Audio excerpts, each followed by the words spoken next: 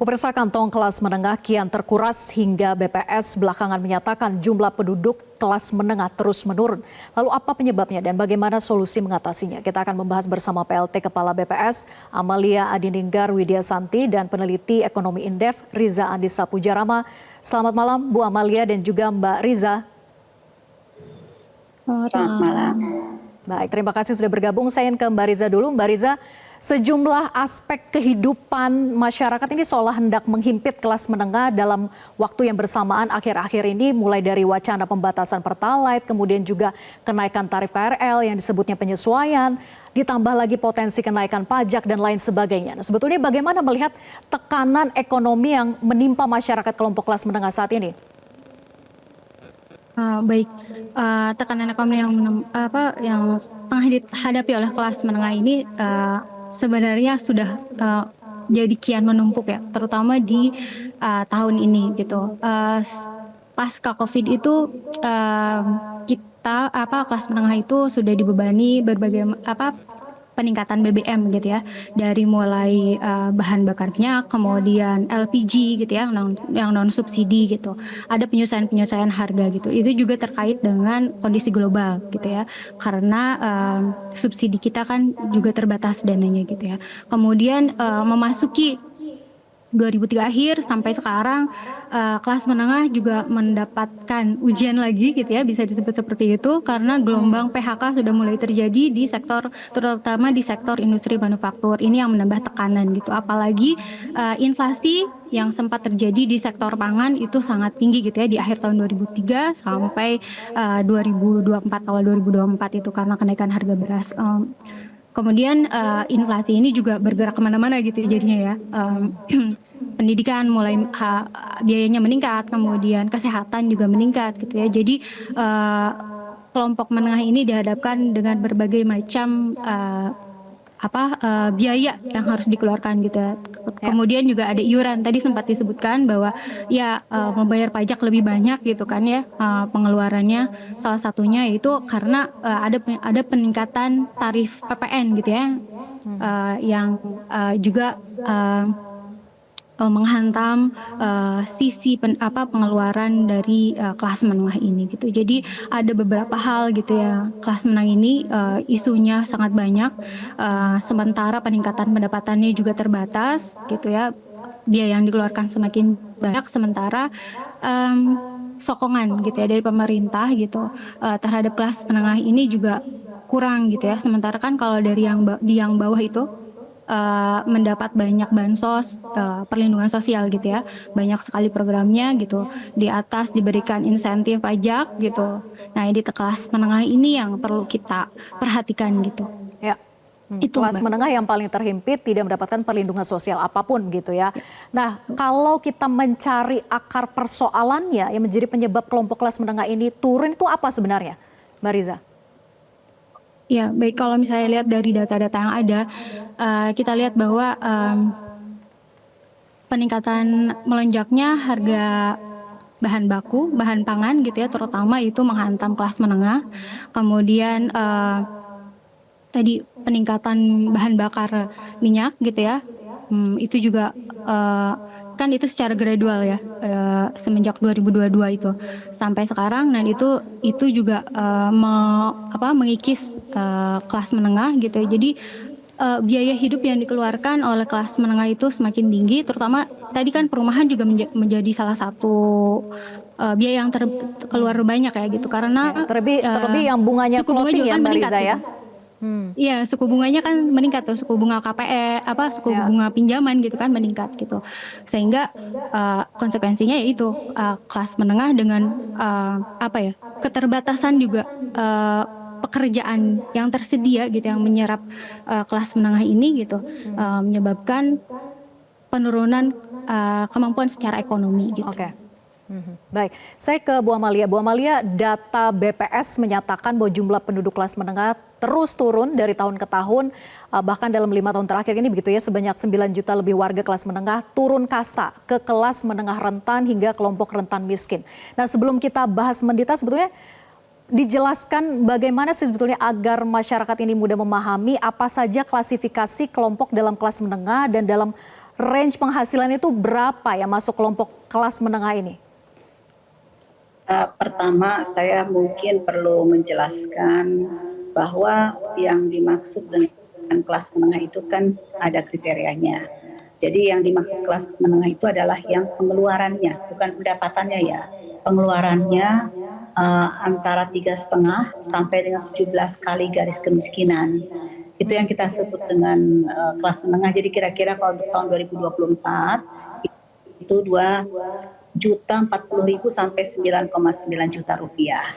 Jadi ini biar kita sama-sama memahami apa kategori dari kelas menengah. Kemudian untuk yang menuju kelas menengah itu 1,5 sampai dengan 3,5 kali garis kemiskinan, dan ini sekitar 874.000 sampai dengan 2.040.000 rupiah pengeluaran per kapita per bulan. Nah, tentunya kita tidak boleh membandingkan langsung 2019 langsung dibandingkan 2024 karena kondisinya berbeda. Kalau yang perlu kita lihat kan 9 juta itu sebenarnya 2019 dibandingkan 2024, padahal kita sudah melewati situasi pandemi yang kondisi 2019 pasti akan berbeda dengan 2024 ini. Tentunya tadi kelas menengah, apakah kelas menengah itu apakah kelas menengah itu banyak yang turun ke kelas menuju menengah? Itu ada, tetapi tidak terlalu banyak sebenarnya. Dan yang rentan miskin makin banyak karena penduduk miskinnya berkurang, naik kelas menjadi rentan miskin. Jadi dilihatnya mungkin ada baiknya untuk dilihat lebih proporsional bagaimana kita memahami data yang dikeluarkan oleh BPS ini supaya kita sama-sama bisa melihat data ini secara lebih objektif.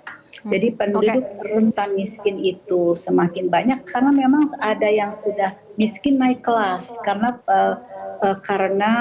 angka tingkat atau angka kemiskinan kita kan juga semakin menurun. Artinya jumlah orang miskin semakin sedikit. Kemana mereka kemudian pindah? Mereka menjadi naik kelas di atas, bukan lagi menjadi penduduk miskin. Nah, itu mungkin yang perlu kita sama-sama pahami. Baik. Jadi, Bu Amalia, untuk yang Anda sampaikan barusan bahwa ada juga kelompok kelas miskin yang kemudian naik di kelas menengah begitu ya, atau menuju kelas menengah. Nah, kalau kenaikan Mbak, mungkin perlu dipahami. Jadi kelas-kelas itu kan ada miskin, rentan miskin, terus kemudian menuju kelas menengah dan kelas menengah. Begitu. Jadi yang miskin biasanya naik kelas jadi rentan miskin atau menuju kelas menengah di situ. Nah, itu jadi yang perlu kenaikan. yang saya harapkan adalah bahwa bagaimana kita melihat data yang disampaikan BPS ini perlu secara proporsional, tidak terlalu jangan terlalu kemudian melihat sesuatu yang tidak padan karena kondisi yang berbeda gitu. Jadi lebih baik kita lihat sama-sama bagaimana melihat ini secara objektif dan proporsional. Tentunya ada jumlah kelas menengah menurun tetapi tidak bombastis kalau kita bandingkan dengan tahun sebelumnya. Kan perubahannya memang menurun tetapi tidak drastis. Dari yang proporsinya 17,44% menurun sedikit 2024 menjadi 17,13%.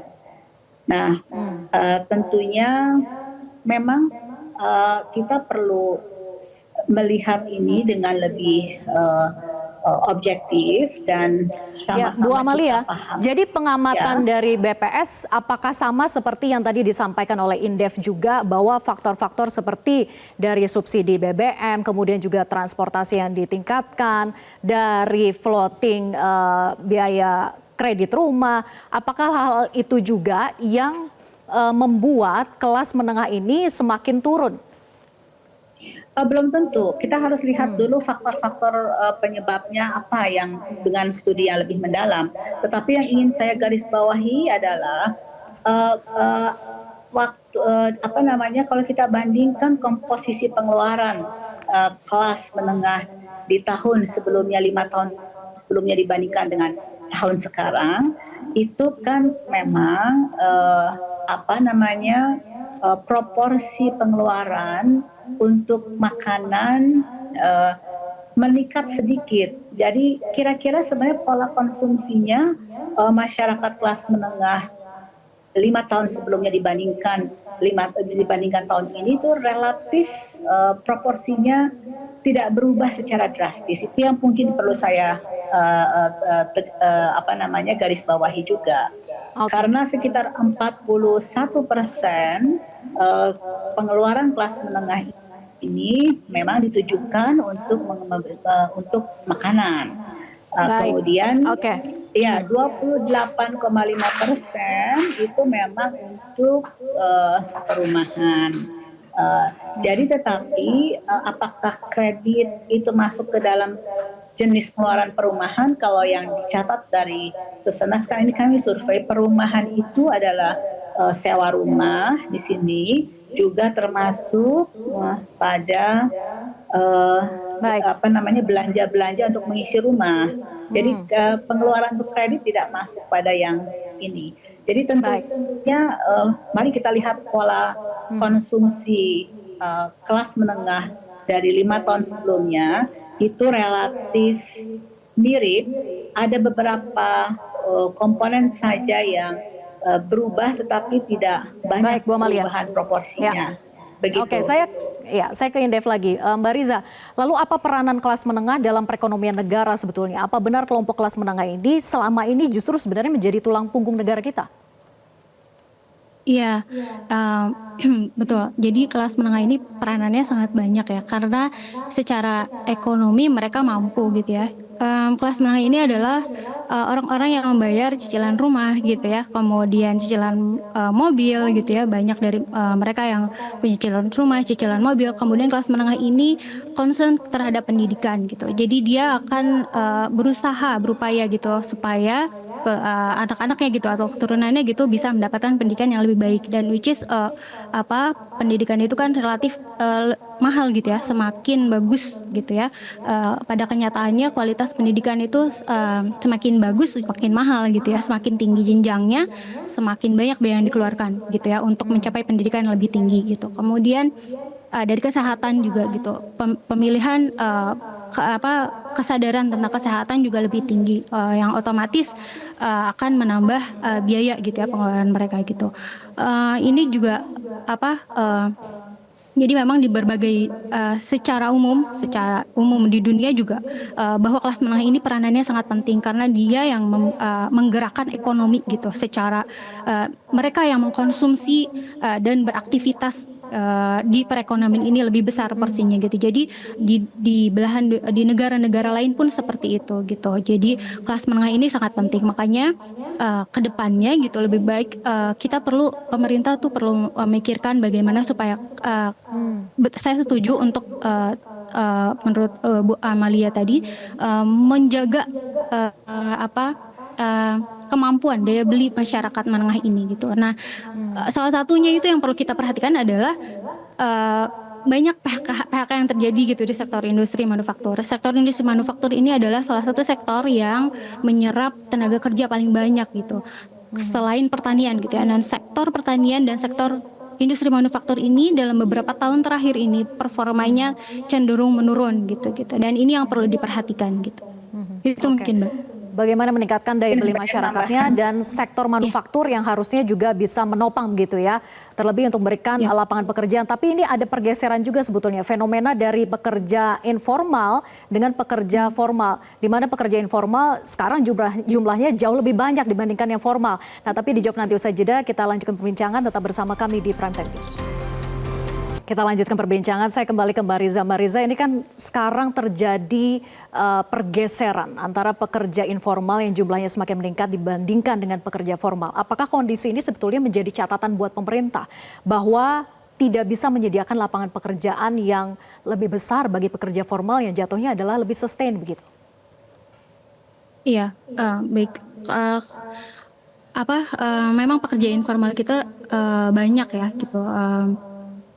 Terakhir itu kalau saya tidak salah ingat itu porsinya pekerja informal kita banyak tapi tidak lebih tinggi dari pekerja formal gitu. Kalau saya tidak salah ingat angkanya. Nah itu sebenarnya begini. Salah satunya ya penciptaan tenaga kerja yang menyerap penduduk dengan tingkat pendidikan yang lebih tinggi itu kurang, sehingga menyebabkan penduduk yang menyebabkan dia beralih, kemungkinan besar ya beralih ke pekerja informal gitu sementara, karena tidak ada yang tidak ada ketidaksesuaian, miss and match gitu ya pekerjaan di situ. Itu juga bisa salah satunya bisa menyebabkan orang itu untuk menganggur gitu. Jadi sebenarnya porsi UMKM kita kan lebih banyak gitu ya, dan itu menyerap tenaga informal kita gitu, yang menjadi tulang punggung perekonomian kita. Ini juga berkaitan dengan lapangan pekerjaan yang tersedia yang tadi saya sebutkan, bahwa kita ini masih jadi lapangan sebentar Mbak. Jadi gini, penduduk yang sektor informal ini perlu diperhatikan lagi, ada nomenklatur, harusnya gini, penduduk pekerja informal ini dia itu belum bisa tercapture gitu ya dalam sistem perpajakan ataupun data gitu ya, sehingga dia bisa mencerminkan asumsi yang dibangun terhadap penduduk tenaga kerja informal itu adalah dia diasumsikan mendapatkan pendapatan lebih rendah gitu ya. Nah, ini yang perlu kita perhatikan juga di sini. Sebenarnya pekerja di sektor informal ini tidak semuanya gitu ya, tidak semuanya berpenghasilan rendah gitu. Dan dia juga bisa jadi merupakan potensial middle class gitu ya, pendapatan kelas menengah gitu. Itu Mbak. Iya. Oke, saya ke BPS ya, Bu Amalia. Jadi kalau data dari BPS bagaimana mencatatnya terkait dengan pergeseran fenomena yang namanya pekerja informal dengan pekerja formal? Benarkah bahwa sekarang lebih banyak pekerja informalnya ketimbang yang formal? Dan bagaimana pemerintah seharusnya membaca ini? Apakah memang karena terlalu sedikitnya lapangan pekerjaan bagi pekerja formal sehingga informal ini sebagai cara bagaimana masyarakat bertahan sejauh ini? Secara umum, secara total, proporsi tenaga kerja informal itu sekitar 59%. Namun demikian kan kita perlu zoom in. Pada hari ini kita bicara mengenai kelas menengah, maka kalau kita lihat bagaimana postur ataupun proporsi tenaga kerja formal kelas menengah itu lebih banyak adalah tenaga kerja formal. Jadi kita harus berbeda cara melihatnya, baik kita mau melihat total mengenai proporsi tenaga kerja formal dari total orang bekerja di Indonesia, atau kita melihat bagaimana proporsi tenaga kerja formal di kelas menengah. Jadi kalau untuk kelas menengah itu proporsi tenaga kerja formalnya justru 59%. Nah, kalau kita lihat bagaimana di mana para kelas menengah itu bekerja, maka untuk tahun 2024 itu sekitar 23% dari tenaga kerja kelas menengah itu bekerja di sektor industri. Sekitar 20% dari tenaga kerja kelas menengah itu bekerja di sektor pertanian, dan sekitar 57% dari tenaga kerja kelas menengah itu bekerja di sektor jasa. Jadi tentunya kita perlu melihat di mana sebenarnya kelas menengah itu pada umumnya bekerja. Nah, itu industri manufaktur adalah merupakan kedua terbesar setelah sektor jasa sebagai tempat bekerja dari kelas menengah. Oke. Nah, itu yang data itu yang tentunya kita bisa sama-sama lihat. Jadi juga saya ingin menyampaikan apa sebenarnya yang dikatakan sebagai tenaga kerja formal. Jadi berdasarkan definisi yang dipakai saat ini, pekerja yang berstatus formal atau pekerja formal adalah pekerja yang berusaha dibantu buruh tetap atau buruh dibayar atau dia sebagai buruh, karyawan atau pegawai. Baik. Itu yang kita sebut dengan pekerja yang berstatus formal. Oke. Bu Amalia, jadi perlukah sebetulnya kebijakan khusus untuk memperkuat daya beli dari kelompok kelas menengah ini seperti subsidi selain bagi rakyat miskin? Karena selama ini kan kelompok kelas menengah ini yang paling tidak tersentuh perlindungan sosial apapun. Ya, jadi sebenarnya kalau kita katakan apakah kelas menengah ini penting untuk perekonomian suatu negara, kita katakan ini penting karena biasanya di negara manapun termasuk Indonesia, kelas menengah inilah yang memang menjadi bantalan perekonomian suatu negara. Nah, intervensi untuk kelas menengah itu tentunya akan berbeda dengan intervensi yang diperlukan untuk mengangkat orang dari miskin menjadi tidak miskin. Jadi kalau misalnya untuk mengentaskan kemiskinan atau meningkatkan daya beli orang miskin, itu kita lakukan seperti bansos dan intervensi-intervensi untuk mengurangi kemiskinan lainnya. Tetapi untuk kelas menengah ini tentunya intervensi atau kebijakan yang dilakukan untuk menaikkan jumlah kelas menengah atau memperkuat daya beli kelas menengah itu pastinya berbeda. Dan mereka tidak perlu bansos, tetapi mereka tentunya perlu semacam insentif keringanan yang memang dapat kemudian meningkatkan daya beli dari kelas menengah, atau bahkan tentunya yang paling dibutuhkan oleh kelas menengah adalah lapangan pekerjaan yang berkualitas sehingga kesempatan untuk bekerja dengan income yang lebih baik ini akan lebih bisa dirasakan oleh kelas menengah, bahkan kita bisa menaikkan yang kelompok menuju kelas menengah ini naik kelas menjadi kelas menengah. Oke, insentif dan lapangan pekerjaan begitu ya, itu bisa menjadi solusi bagaimana kelompok kelas menengah ini bisa bertahan bahkan untuk bisa membantu naik kelas.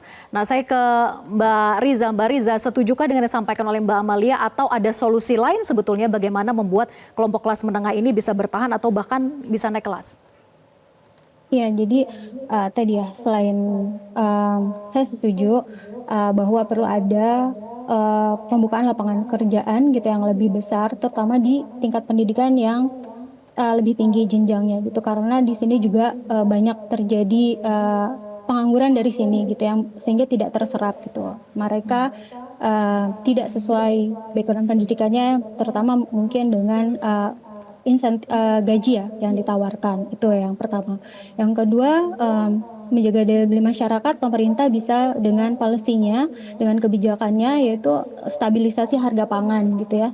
Karena bagaimanapun middle class ini juga masih pengeluarannya masih banyak ke situ juga ya, ke makanan gitu.